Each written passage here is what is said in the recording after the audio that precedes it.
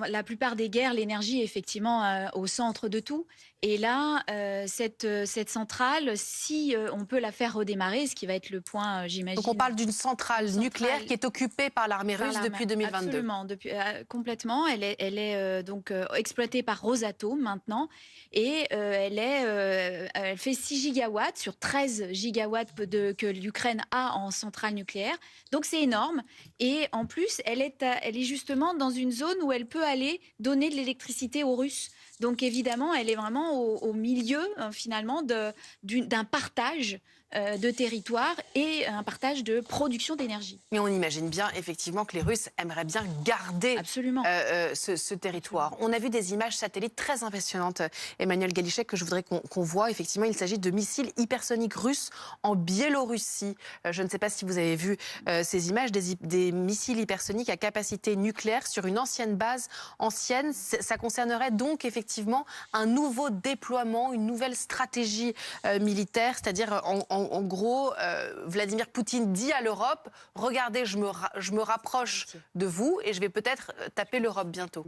Alors, c'est pas une question de taper l'Europe, c'est effectivement c'est toujours de la dissuasion nucléaire. On a les Américains qui sont en train d'avoir peut-être des pourparlers avec certains pays de l'Europe qui aimeraient avoir, par exemple la Pologne, des armes nucléaires sur leur sol.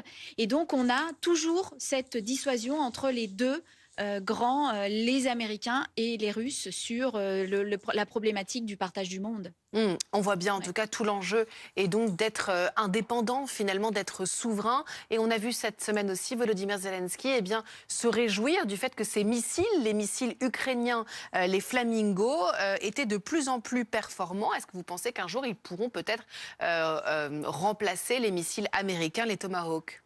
Alors, c'est toujours très difficile parce que là, on est sur à la fois un effet d'annonce, une réalité, c'est-à-dire que effectivement, les Ukrainiens ont des capacités d'ingénierie qui sont quand même très développées, mais ça date finalement de ce qu'ils étaient avant la fin de l'Union soviétique. Ça a traditionnellement été une terre où on avait cette capacité à faire de la haute technologie, voire de la très haute technologie. Donc, c'est pas très surprenant. En revanche, de là à être capable derrière de maîtriser la totalité du spectre, et notamment ce type de missile, c'est une chose, d'autant plus que sans rentrer dans les détails, il y a deux fragilités pour ce type de missile. D'abord, la capacité de guidage, et pour ça, il faut des puces, il faut des capacités que les Ukrainiens ne possèdent pas de manière naturelle, donc en gros, qu'ils doivent eux aussi souvent importer. Et puis la deuxième, c'est la capacité ensuite à guider, et à guider dans la profondeur. Et les systèmes en fait de commandement sont au moins aussi importants que les systèmes de missiles. C'est-à-dire qu'en fait, un système de missile, c'est pas simplement un vecteur avec de la poudre et puis derrière un explosif qui va partir. C'est d'abord en fait un système, un centre de commandement, et c'est ça en réalité dont les Ukrainiens ont le plus besoin, qui sont capables en fait de monter en puissance, mais de là à derrière pouvoir les accompagner, à pouvoir industrialiser, c'est pas demain la Donc ça veille. veut dire qu'aujourd'hui encore, ils ont besoin des De soutien. États-Unis et que donc du coup cet entretien avec Donald Trump pour Volodymyr Zelensky, pour toute l'Ukraine et donc l'Europe sera crucial. Jean de Glignesti, ancien ambassadeur de France en Russie, est avec nous en ligne. Alors je vous pose une question qui a l'air complètement anecdotique. J'ai un peu honte de vous la poser et néanmoins on sait que ce genre de détails compte. Est-ce que si vous étiez conseiller de Volodymyr Zelensky, vous lui conseillerez de mettre un costume pour demain? Parce que visiblement ça avait fâché Donald Trump, parce que là encore, la tenue du président ukrainien va être scrutée. Ah, il est entendu maintenant qu'il ne se présente pas en battle dress, en vêtements de combat. Alors à partir de là, c'est une veste Mao ou une veste noire ou, enfin, en tout cas, ce qui est sûr, c'est qu'il ne faut pas qu'il se présente en tenue de combat. À votre avis, qu'est-ce qu'il peut obtenir de Donald Trump demain? Eh bien, que la proposition que Donald Trump fera aux Russes soit le plus près possible du plan en 20 points. Car le plan en 20 points, c'est un plan qui est essentiellement, enfin, qui prend en compte l'essentiel des intérêts ukrainiens. Et c'est d'ailleurs ce qui a suscité pour la première fois, d'ailleurs, un rejet explicite de la part des autorités russes. Puisque hier, Ryabkov, le vice-ministre des Affaires étrangères, a dit que ça n'allait pas. Donc maintenant, il va falloir que Zelensky défende ce qui est quand même en partie son plan, qui est déjà un plan de compromis d'ailleurs, hein. Et donc, en fait, il faut dissuader Trump d'exercer une pression sur l'Ukraine afin qu'elle accepte des concessions supplémentaires.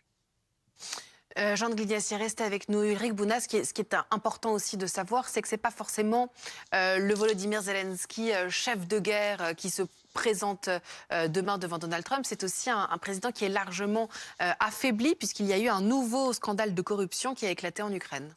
Alors, effectivement, il y a eu un nouveau scandale de corruption qui est en cours, on ne sait pas encore, mais grosso modo, ce seraient des députés de la Rada, donc du Parlement ukrainien, qui auraient été payés pour acheter leur vote, en quelque sorte, lors des sessions. Alors, on ne sait pas quelles parties sont concernées, c'est encore extrêmement flou, mais effectivement, ça rajoute, en quelque sorte, ça écorne un peu plus l'image de l'Ukraine.